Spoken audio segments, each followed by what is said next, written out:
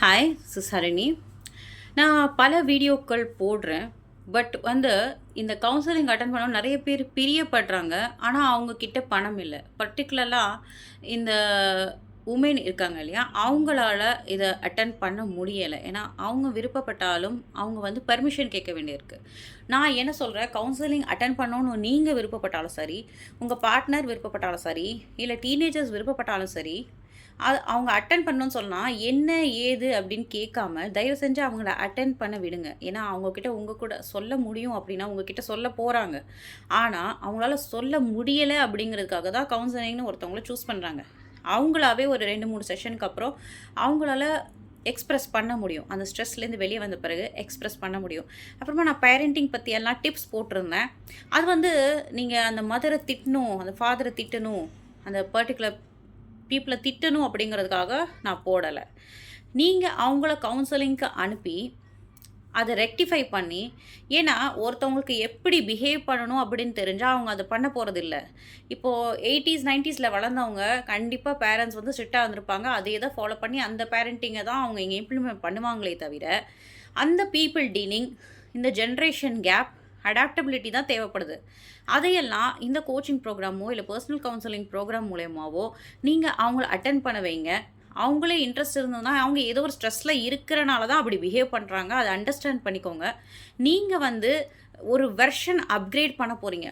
ஒரு ஹவுஸ் ஒய்ஃபாக இருக்காங்க அப்படின்னா அவங்களுக்காக நீங்கள் இந்த செலவு பண்ணுறப்போ வெர்ஷன் 1லேருந்து வெர்ஷன் 2.0, அதாவது அவங்க அவங்களோட பேரண்டிங், அவங்க பார்த்த சீரியல்ஸ், அவங்க எதாவது டிவியில் பார்க்குறாங்களோ அதையெல்லாம் பார்த்து ஒரு லோட் ஆஃப் இன்ஃபர்மேஷன் இருக்கும் பிரெயினில்.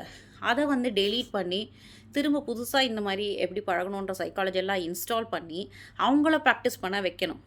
அப்போ அது ஆட்டோமேட்டிக்காக உங்களுக்கு ஒரு பீஸ்ஃபுல் என்விரான்மெண்ட் கிடைக்கும் வீட்டில்.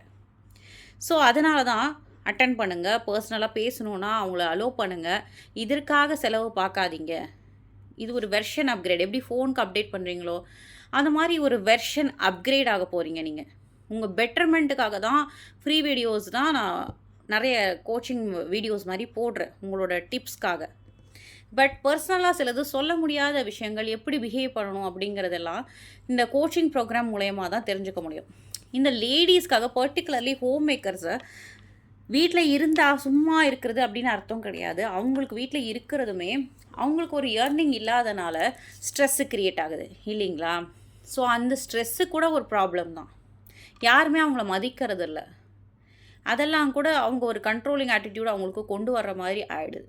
ஸோ அவங்களுக்கான ஒரு தெளிவான பாதை அப்படின்னு கொடுக்கணுன்னு நான் கொஞ்சம் யோசித்து ஒரு குரூப் ஒன்று க்ரியேட் பண்ணுறேன் வாட்ஸ்அப்பில். அந்த குரூப்பில் கிளிக் பண்ணி இப்போதைக்கு ஜாயின் பண்ணிக்கோங்க. லேட்டர் எவ்வளோ பேர் ஜாயின் பண்ணிங்களோ ஏதாவது ஒரு கன்செஷனல் ரேட்டில் ஒரு group life coaching for women especially போடலாம்.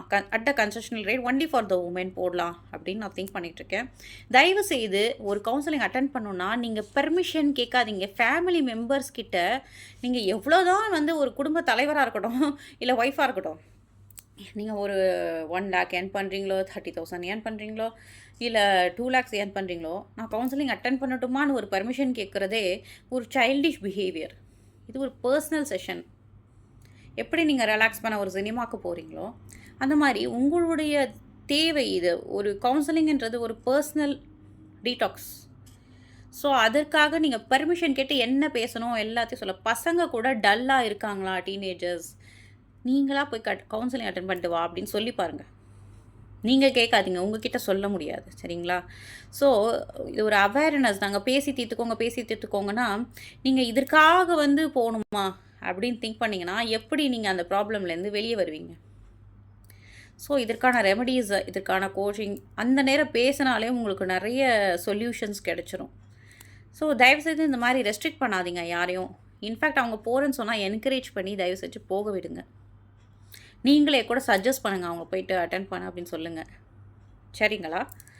ஓகே, இந்த குரூப் லிங்க் இருக்குது வாட்ஸ்அப்பில். சப்ஸ்கிரைப் பண்ணுங்கள், லைக் பண்ணுங்கள் வீடியோஸை. தேங்க்யூ.